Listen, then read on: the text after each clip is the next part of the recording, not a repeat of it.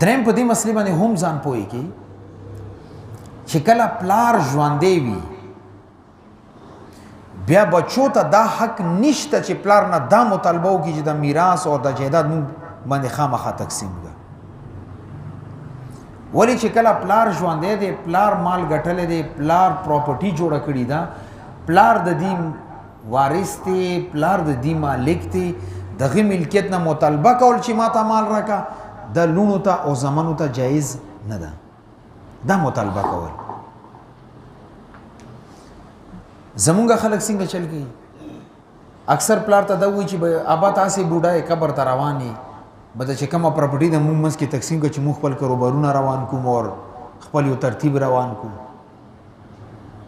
نو چې څومره پورې پلار ژوندی وي بچو ته دا حق نه دی حاصل چې خپل د مور پلار نه یا د پسره پلار نه د جایداد مطالبه وکړي چې د میراث او جایداد مونږ منځ کې تقسیم کولی چې ستا پته نه لګي کله به مړېږي. دا ظلم دی. پلار یې مالک دی، که ژوندون باندې تقسیم کو خو ټیک ده، او که نه یې مړ شي نو میراث کې درته هسې میلاویږي که نه. هغه نه مطالبه ولې کوي؟ پریشانه کوي د اعتبار سره. او بعضې ظالمان خو داسې بچي دي چې پلار پرشرایز کي چې دا جایداد تقسیم نه کړي، زه بیا مړی کوم، زه بیا هغه کوم، بیا دا کوم. پلار غریبي غونډه ورځ ټینشن کي.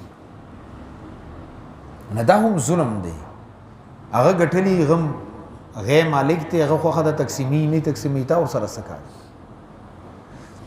او بیا دې کې مسله څه ده؟ داسې مسلې ما ته چونکې دارالافتا ته راغلي ځکه تاسو ته وایم. بعضې خلک داسې کار وکړي چې خپل ژوندون کې بچو کې میراث تقسیم کړي، پراپرټي جایداد هر څه تقسیم کړي. د بچو لاس ته چې کله مال راشي، پراپرټي راشي، پلټونه راشي، دا بیا پلار پروا نه کوي. پلار یې بیماري تپوس یې نه کوي چې پلار مې ټیک دی او که ټیک نه دی. او چې میراث یې نه تقسیم کړی بیا خپل ته 24 غنټې ولاړ یا با څه خدمت وي، بیمار نه یې ټیکي. او چې پراپرټي تقسیم کړي بیا ورته سلام وکړي، السلام علیکم، بیا تپوس نه کوي، بیا د ښځې غلام جوړ وي. زما یو ملګری دی، هغې ما ته یو ځل فون باندې راته ووایي چې که ستا خوښه زه د خپل بچو منځ کې میراث تقسیم کړم، د کاروبار دی دان تقسیم کړم او پراپرټي ده.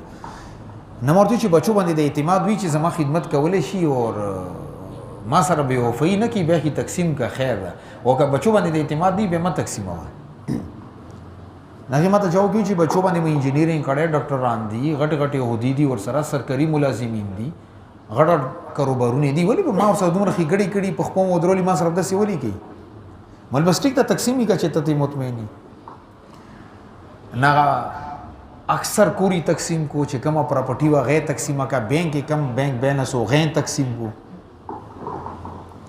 داسې هفتې د بعد یې ما ته ټلیفون وکړو، ډېر زیات پریشان او ما ته وایي چې مفتي صاحب هغه بچي م د سره تپوس نه کوي. مخکې به روزانه ټلیفون کول، اوس میاشتې کې ټلیفون نه کوي. او زه دا محسوسوم چې زه یوازې شوم. ما ته اوس داسې ښکاري لکه زما بچي نشته.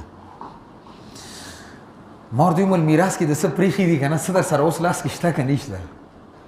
وایي یو څه پراپرټي مې ځان ته پرېښي ده. مل بس دا بالکل تقسیم نه کړي. مل څومره قیمتي وي چې الحمدلله ډېره زیاته پراپرټي ده، تقریبا کروڑ نه اپ ته. مل بالکل یې تقسیم نه کړي. او بچو ته دا اعلان وکړه چې زما دغه پراپرټي کم د کروڑ ده یا پلس پاتې ده، دا به ما سره هغه وخته پورې چې څومره پورې زه ژوندی وم، کله مړ شم بیا تاسو خپله کې چې هر څنګه تقسیم ما طرف نه دی اجازه دی. خو د پراپرټي اظهار بچو ته وکړه. مل بینک کې در سره بیلنس شته دی یا سره سره شته دی، ون مې نه دی ورکړی. ملغام ورته وښی، فګر ورته وټساپ کړه، ورته دومره پیسې را سره بینک کې پرتې دي. ملي بچو ته ګوره بیا به ستا درته ولاړ. هغه چې بچي خبر کو بیا ټولو بچو ورته روزانه ټلیفون کولو چې ابا ښایي نن د زوی خپل پلار سره د کومه دوستي ده، پلار او د زوی کم تعلق ساتي، دا د خپل مطلب دپاره ساتي چې دې نه ما ته څه میلوېږي که نه میلوېږي. او که پلار یې غریب و بچي پیسې ګټلي بیا د پلار تپوس هم نه کوي. نو یو په دې خبره باندې ځان پوهې کې چې زوی دا حق نشته چې پلار ته دا وایي چې د میراث تقسیم کړه، پراپرټي تقسیم کړه، خپل ژوندونه. هغه تقسیموله ټیک ده، که نه تقسیموله تی مجبورولی نه شي. بیا که پلار خپلې زندگی کې د پراپرټي تقسیمول غواړي، پیسې دي، پلاټونه دي، چې هر څه دي، نغې کې پلار ته دا حق حاصل دی چې زوی او لور ته برابره حصہ ورکړي.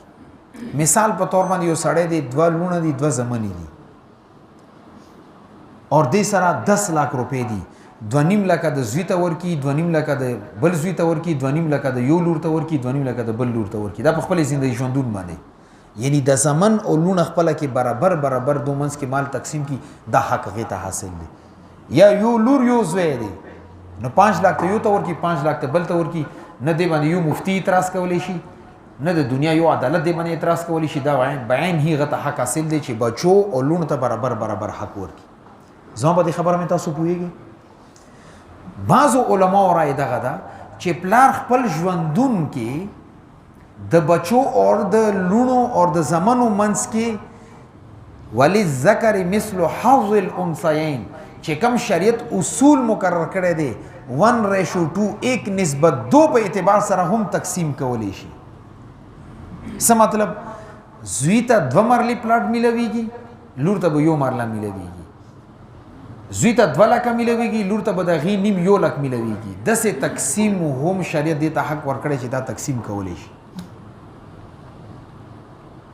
دا تقسیم کپلار او کو خپل شون باندې دا هم ټیک ته او جایز دی زما والد سے الحمدلله موږ چې کومه پراپرټي دا پلاټ اعتبار سره زموږ درونو موږ هر ور 13 مرلي رسیږي او زموږ خورته 10 مرلي ورکړي او دا خبره به ډیره کوله چې زلور ته ورکوم الله رب عزت په بل ځای ان شاء الله ماته ترتیب جوړ دا غیرت والا کار دی او موږ څه کار دی چې موږ بیا غي باندې اعتراض کوو چې زما د خورته د ولې دومره حصہ ورکړه دینه زیات ورکړي ته حق حاصل نه خپل پراپرټي د جیداد دي تاسو کار دی ورسره